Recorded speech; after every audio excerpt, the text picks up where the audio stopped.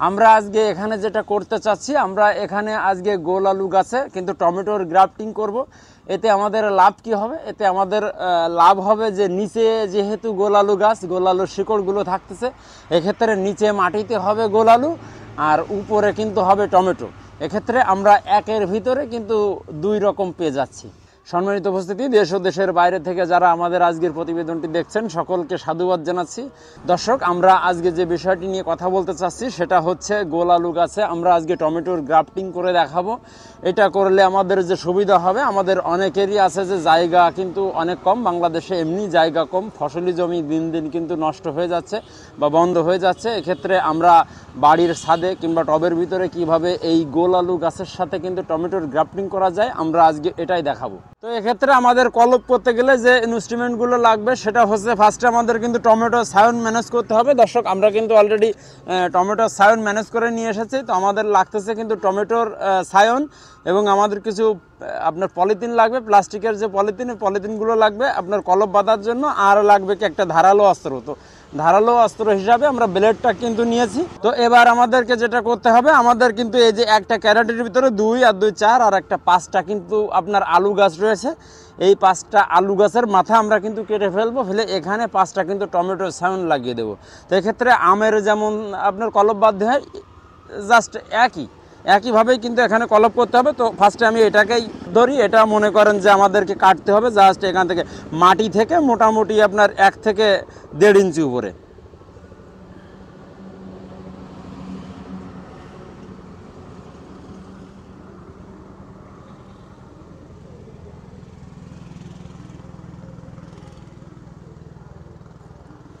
এই যে মাটি থেকে আমরা 2 ইঞ্চি উপরে কিন্তু এই যে কেটে ফেললাম, ফেলে এবার সাইডে যে আছে আপনার শাখা প্রশাখা, মানে এই যে আপনার ছোট ছোট শাখা উঠছে, এগুলো কিন্তু রাখবো না, এগুলো কিন্তু আপনাদের কেটে ফেলে দিতে হবে। এই দিয়ে এবার আমাদেরকে যেটা করতে হবে, এখানে আমরা যখন কেটে ফেললাম মাথাটা কিন্তু একদম সমান হয়ে গেল, এই মাথাটাতেই কিন্তু আমাদের সায়ন সেট করতে হবে। তো এটা হচ্ছে আপনার টমেটোর সায়নটা আমাদেরকে একটু প্রসেসিং করে নিতে হবে। চারি সাইড দিয়ে মোটামুটি আপনার বড় যে পাতাগুলো আছে এগুলো কিন্তু কেটে ফেলতে হবে।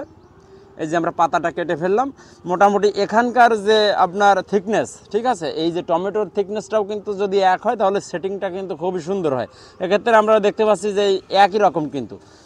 তো আমরা এবার যেটা করব, টমেটো আপনার এই সায়নে কিন্তু চোষ কেটে নেব, ঠিক আছে। এই যে ব্লেড দিয়ে আমরা জাস্ট চোষটা কেটে নেব,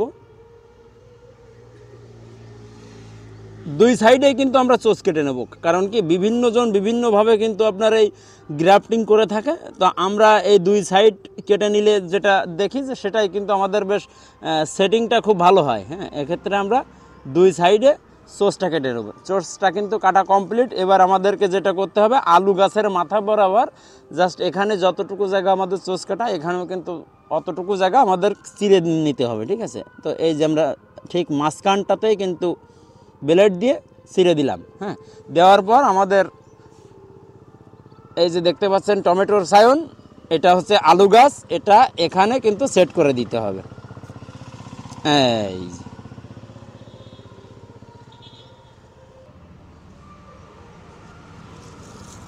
দিয়ে এবার আমাদের যে ফ্লেক্সিবল যে পলিথিন, এই পলিথিন এই যে দেখতে পাচ্ছেন আমরা, এটা কিন্তু আগে থেকে আমাদের সেট করে নেওয়া ছিল। এবার গাছটাকে আমরা ভালো করে ধরে এখানে কিন্তু পলিথিনটা পেঁচিয়ে দিতে হবে। হ্যাঁ, এই যে আমরা পলিথিনটা পেঁচিয়ে দিচ্ছি।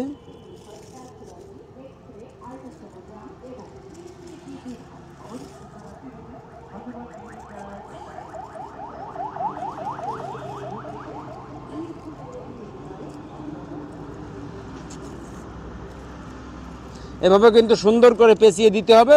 আপনার এমনভাবে পেঁচাতে হবে যাতে ভিতরে কিন্তু বাতাসটা না যায়, একটু টেনে টেনে একটু চাপ যাতে বেশি হয়, এভাবে কিন্তু আমাদের পেঁচিয়ে দিতে হবে।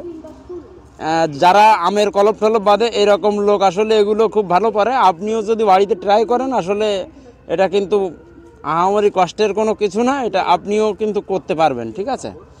এই যে আমরা দেখালাম। আর আলু গাছ, টমেটো গাছ এগুলো কিন্তু আপনার বেশি তাড়াতাড়ি জোড়ে, কারণ কি এখানে কিন্তু আপনার ইয়েটা বেশি থাকে, মানে আপনার রসটা কিন্তু বেশি থাকে, এগুলো সেট হয় খুব তাড়াতাড়ি। এবার আমাদের কিন্তু আসল যে কাজ, হ্যাঁ, আমাদের যে গ্রাফটিং করার যে কাজ সেটা কিন্তু হয়ে গেল। এবার আমাদেরকে খেয়াল রাখতে হবে, এই যে যখন আমরা বেঁধে দিলাম তখন এই যে টমেটো সায়ন এটা কিন্তু নরম, এটাকে কিন্তু আপনার বাঁচিয়ে রাখতে গেলে আমাদেরকে যেটা করতে হবে, এয়ার টাইট অবস্থায় কিন্তু এটা যদি আমরা বেঁধে দিতে পারি তাহলে আপনার কিন্তু এই সায়নটা শুকাবে না। মোটামুটি এভাবে 4 থেকে 5 দিন যদি এইভাবে থাকে তাহলে কিন্তু গাছ মরার আর কোনো সুযোগ নাই। তো এক্ষেত্রে আমরা কি করব, আর একটা পলিথিন দিয়ে মাথাটা ঢেকে দেব। তো এই যে আমরা পলিথিনটা দিয়ে কিন্তু আপনার ঢেকে দিলাম, দেওয়ার পর কি করতে হবে, এটাকে কিন্তু আপনার আর একটা দড়ি দিয়ে বেঁধে দিতে হবে। হ্যাঁ, আমরা বেঁধে দিচ্ছি, দেখেন